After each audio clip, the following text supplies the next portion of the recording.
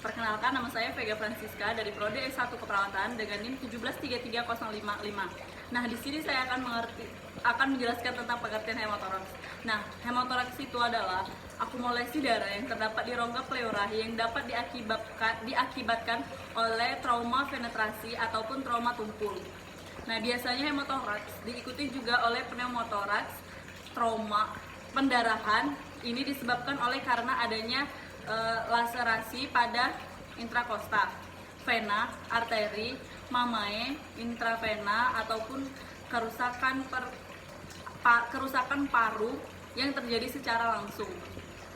Hemotoraks masif dapat diakumulasi secara cepat 1.500 ml darah yang terdapat pada rongga dada sehingga bisa menyebabkan terjadinya respirasi dan sirkulasi terganggu.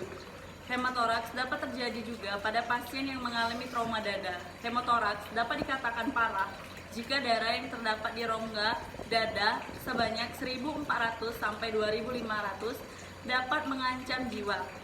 Nah, si penderita karena dapat terjadinya hipovolemia. Dan jika tekanan figur 63,9 hemotoraks masih mempunyai angka kematian dari 50% sampai 75%. Jika pasien yang mengalami gangguan hemotoraks, manifestasi klinis pasien tersebut seperti gangguan nafas, shock, dan pergeseran medis tium. Nah, jika kita melakukan pemeriksaan terlebih dahulu apakah ada suara peka pada saat dilakukannya perkusi di sisi yang mengalami luka, kita harus melakukan ronsen dada untuk mengetahui diagnosa hemotoraks. Jika pasien mengalami gangguan nafas, kemungkinan dokter akan mengaspirasi darah dari rongga pleura dengan memasukkan jarum ke ruang intrakosta ke-5 atau ke-6 saluran midaxillaris dengan jarum yang berukuran 16. Dan dokter juga akan memasukkan kateter dada yang berukuran sebesar 36 ataupun lebih besar dari itu digunakan untuk melakukan drainase pengumpulan darah intrakosta.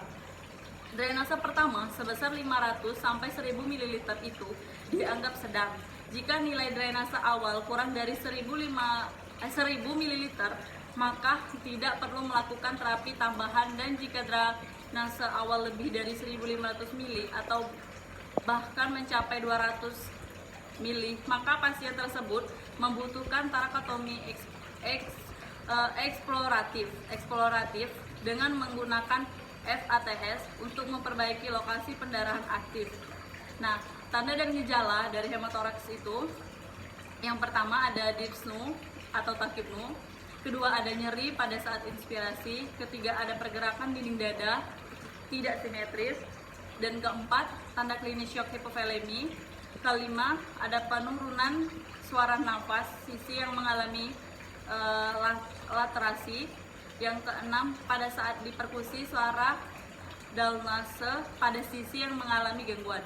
Nah, pemeriksaan diagnostik dari hemotoraks itu, pertama dilakukannya pemeriksaan darah lengkap, kemungkinan akan terjadi penurunan hemoglobin dan hematokrit. Nah, yang kedua lakukan radiografi dada, kemungkinan terjadi trauma tumpul pada sisi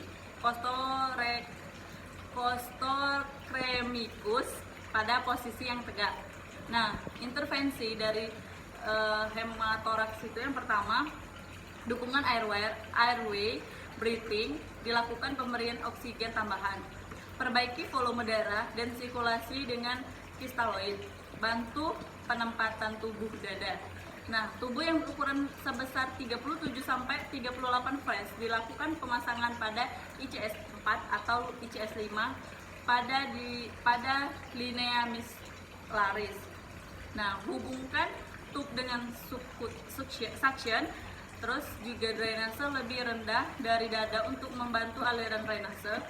Jaga unit menghadap ke atas untuk mencegah kehilangan sistem water cell.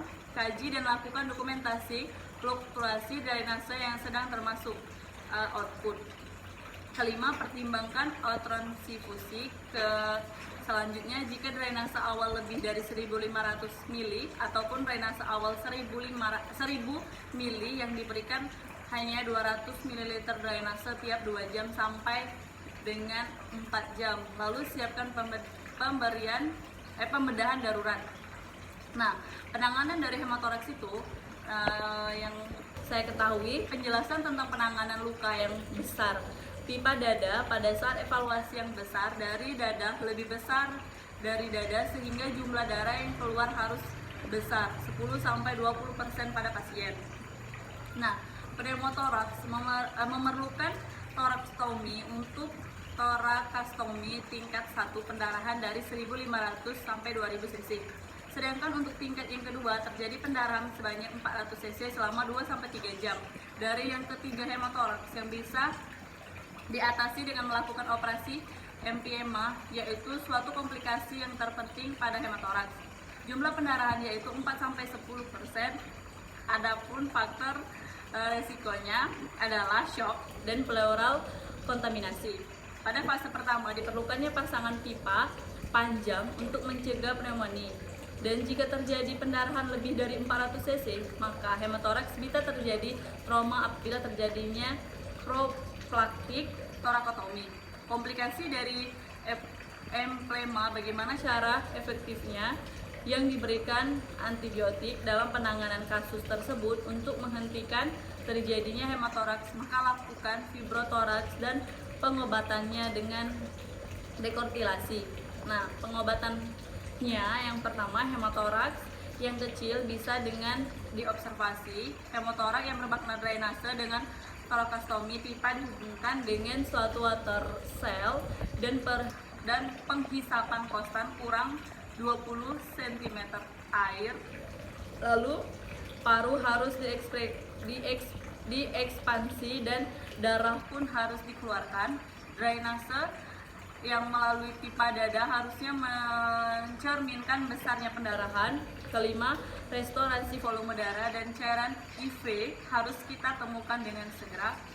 Selanjutnya, torakostomi yang berada di dalam ruangan operasi harus dipertimbangkan jika pasien gagal merespon terhadap tindakan yang disebutkan tersebut.